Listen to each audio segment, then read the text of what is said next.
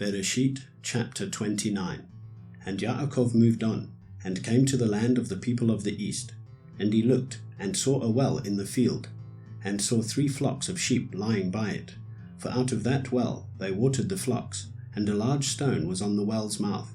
And all the flocks would be gathered there, then they would roll the stone from the well's mouth and water the sheep, and put the stone back in its place on the well's mouth.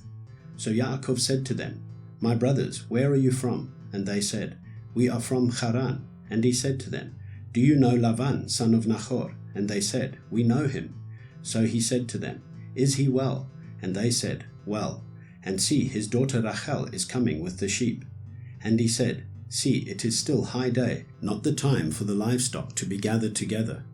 Water the sheep and go, and feed them. But they said, We are not allowed until all the flocks are gathered together, and they have rolled the stone from the well's mouth. Then we shall water the sheep. While he was still speaking with them, Rachel came with her father's sheep, for she was a shepherdess. And it came to be, when Yaakov saw Rachel the daughter of Lavan his mother's brother, and the sheep of Lavan his mother's brother, that Yaakov went near and rolled the stone from the well's mouth, and watered the flock of Lavan his mother's brother. And Yaakov kissed Rachel, and lifted up his voice, and wept. And when Yaakov told Rachel that he was her father's relative, and that he was Rivka's son, she ran and told her father. And it came to be, when Lavan heard the report about Yaakov, his sister's son, that he ran to meet him, and embraced him, and kissed him, and brought him to his house. Then he told Lavan all these matters. And Lavan said to him, You are indeed my bone and my flesh. And he stayed with him for a new moon.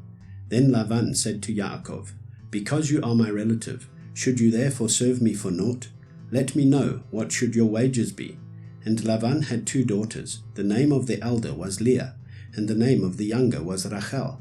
And Leah's eyes were weak, but Rachel was beautiful of form, and beautiful of appearance.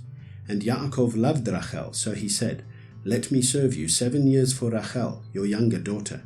And Lavan said, It is better that I give her to you, than that I should give her to another man. Stay with me.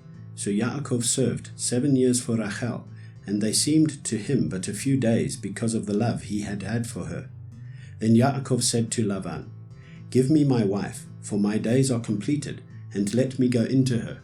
And Lavan gathered all the men of the place and made a feast.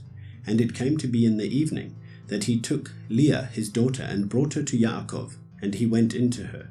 And Lavan gave his female servant Zilpah to his daughter Leah as a female servant. And in the morning it came to be that, see, it was Leah. So he said to Lavan, What is this you have done to me? Was it not for Rachel that I served you? Why then have you deceived me?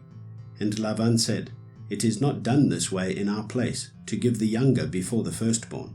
Complete the week of this one, then we give you this one too, for the service which you shall serve with me still another 7 years. And Yaakov did so, and completed her week. Then he gave him his daughter Rachel too as wife. And Lavan gave his female servant Bilhah to his daughter Rachel as a female servant. And he also went into Rachel, and he also loved Rachel more than Leah. And he served with Lavan still another 7 years. And Yahweh saw that Leah was unloved, and he opened her womb, but Rachel was barren. And Leah conceived, and bore a son, and she called his name Reuven, for she said, For Yahweh has looked on my affliction, because now my husband is going to love me. And she conceived again, and bore a son, and said, Because Yahweh has heard that I am unloved, he gave me this son too. And she called his name Shimon.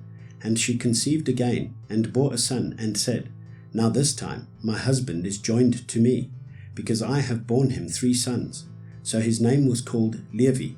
And she conceived again, and bore a son, and said, Now I praise Yahweh. So she called his name Yehudah, and she ceased bearing.